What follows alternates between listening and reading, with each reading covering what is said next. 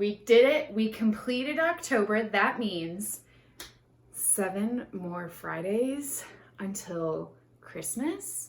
So I am filming this in October still. Like, we're watching it November 1st, but I'm filming it in October. So next week's sermon, this will all be Christmas. In my household, as in like me, Leah, not my parents, but like me, Leah, Christmas starts November 1st. So Merry Christmas, everybody. I'm so stoked. I hope you all had an amazing time either when you were with us in person for our middle school night out, which was Wednesday. The leaders and I had so much fun. You guys have no idea. That was amazing to get to see you guys, spend time with you, laugh, be silly, and be able to see your amazing costumes. You all did great. This year, I've told a couple people this, I have never dressed up so much in my entire life. Like, in my 24 years on earth, I've never worn so many costumes. It started with my friends and I dressed up as the Scooby-Doo gang. I was Velma. Then we transferred over to middle school night out. I was a Christmas tree. My pride and joy. Then for another friends get together, also these were all safe, just so you guys know. For another friends get together, I was Darla from Finding Nemo, the fish killer, like, Fishy, why are you sleeping? And if all goes according to plan, best friend Liz and I are going to be Guy Fieri from the Food Network channel, who has like the spiky hair and super crazy. So 4 costumes in 1 year, and I'm sitting here going like, who am I? I have never been this person. Halloween's not my thing. Christmas is. So just crazy. But I hope you guys had so much fun. I do have some announcements for you today, but I'm actually going to have a special guest. We're not going to have a leader do it. We're not going to have like a random like student do it or anything like that. I'm going to throw it over to someone you guys you know a lot about, you hear a lot about, but you haven't quite met yet. So here's our special guest, best friend Liz. Thanks, Leah. Hi, I'm best friend Liz. I was asked to do the announcement this week, so we'll just jump right in. First off, live groups this Wednesday from 7 to 8:30 on Zoom. Remember to ask your leaders for the password. Second all, middle school group night out is in 2 weeks. Mark your calendars for November 18th in the Lake Avenue parking lot from 7 to 8:30. Cool. And as always, join us directly after these sermons for our Zoom discussion groups. All these links can be found at lakeav.org/middle school. Thanks, guys. Nice to meet you. When I say I love her, I mean like I love her.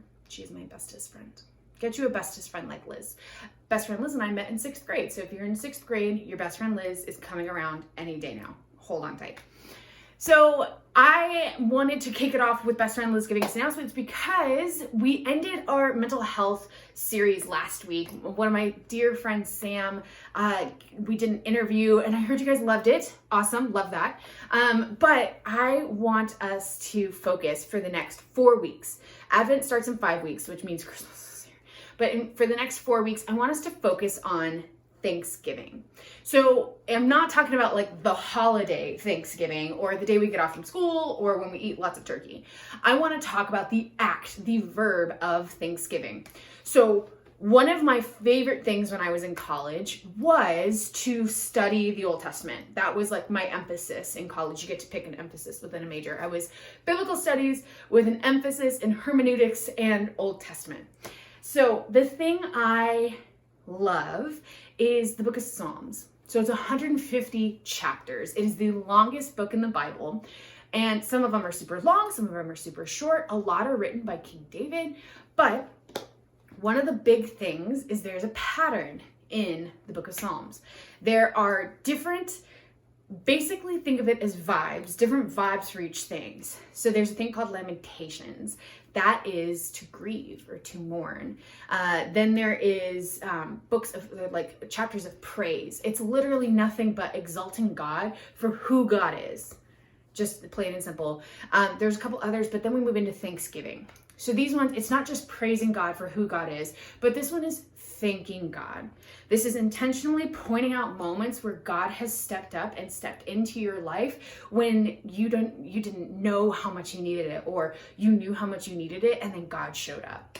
So for the next 4 weeks, what I want us to focus on as we enter into this idea of like thankfulness as like society in general, especially in the States, but especially in our relationship with God. So we're coming off of mental health where we're talking about like sometimes you can feel very lost. What does that look like? How do we search for Jesus? How do we search for God in those moments?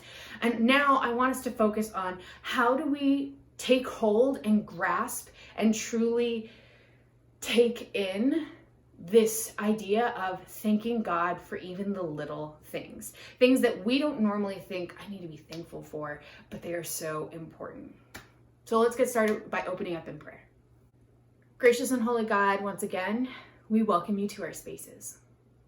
God, I thank you for each one of these students who has logged on to either watch this as we are all together in the process of the premiere or if they're watching it later. God, I pray for all the eyes who are seeing this. May their hearts be open, their ears be clear, and may they be prepared to receive the message you have for them today. God, as always, I pray that you speak through me and that my words are a form of worship to you. Amen.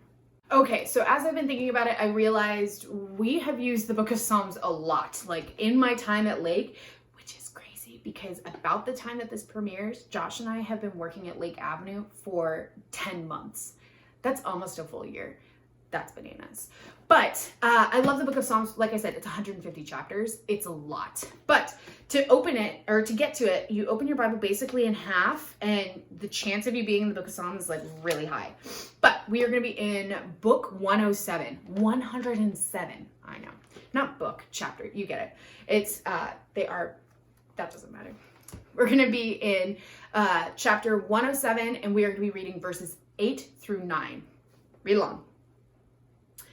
Let them give thanks to the Lord for his unfailing love and his wonderful deeds for mankind.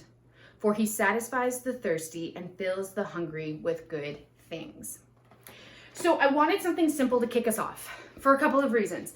One, I want us to remember why we're thankful. We can be thankful for a multitude of reasons, but at the end of the day, the thing we need to remember and the thing that we need to center ourselves on in a posture of gratitude and a posture of thanksgiving is this idea that none of this would be happening if it weren't for the graciousness and the mercy of God. So even when we are talking about the Old Testament, before Jesus even was born, crucified, resurrected, and joined God back up in heaven, we are talking about a God who never let the people go.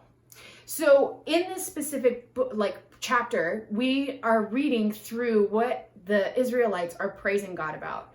They're thanking God that even though it was so hard for those 40 years in the desert, that people died, Moses didn't get to enter this promised land, that things didn't go the way they hoped or they planned, but at the end of the day, God released them from slavery.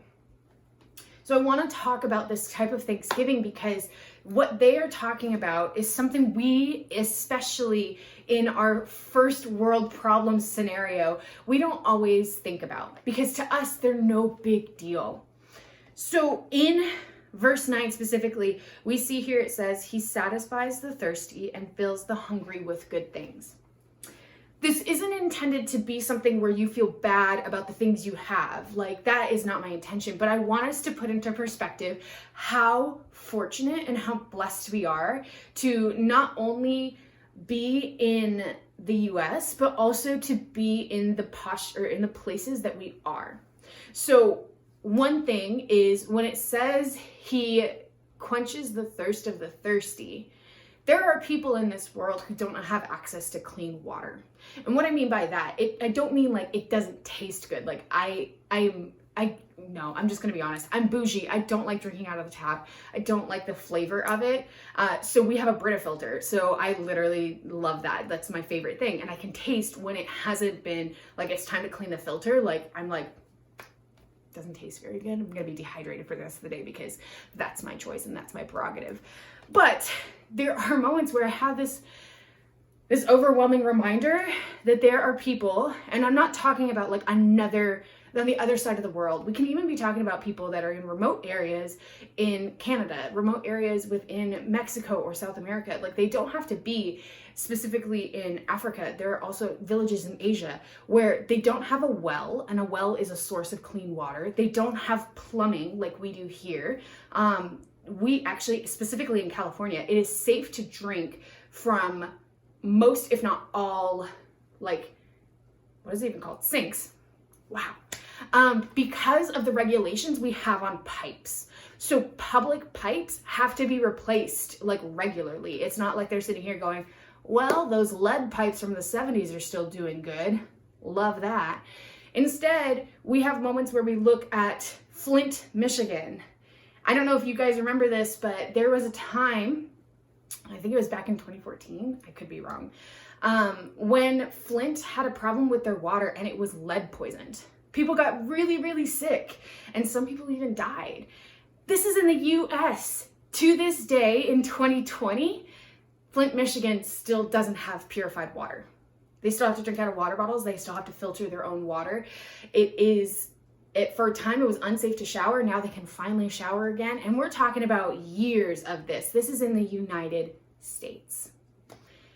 So when I have to put in perspective things like that it's not just me sitting here and going, okay, my grandma told me that I need to write down 5 things that I'm thankful for on the back of my name card, and I can only think of like 3. And it's like best friend Liz, best friend Rach, and my family. Like, I really don't know what else I'm thankful for.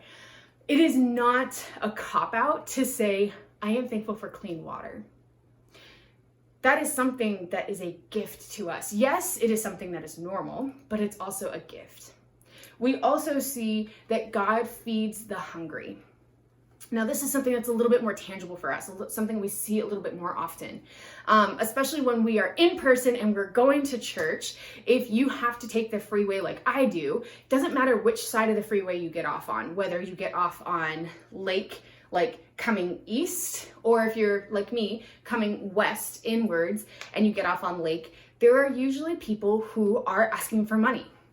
And a lot of the times their signs talk about how they're hungry, that they just want money for food, or if we have extra food, if we could give it to them, because there is a problem all over the world. It's directly seen in our spaces that there are some people who go hungry. Another thing is, you may not know this, but maybe some of your friends have to rely on school food in order to make sure that they get some type of nutrients that day.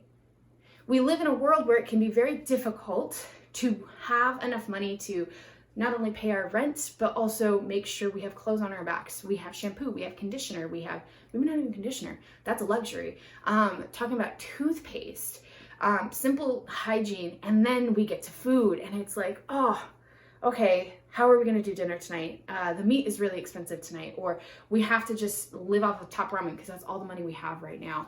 And these are moments where you have to sit down and go, I hate fish. I hate fish. But my best friend's mom just made me fish. And she's very proud of it.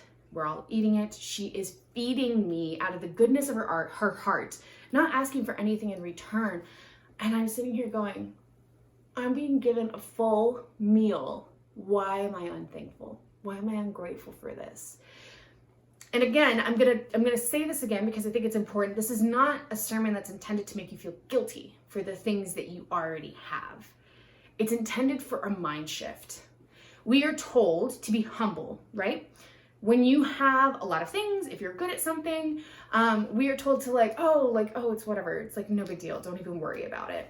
I'm not saying that can't be good in some scenarios. What I'm saying is, instead of brushing it off and going like, oh yeah, it's like whatever, it's like not even that big of a deal, or instead of going like, excuse me, but I have all of these things, like, you know, we have 2 sides of the coin. I want us to end up splitting the coin in half, throwing it away, and starting off with this idea of, you know, thank you for like your comment. I don't even know how to start that. It's awkward.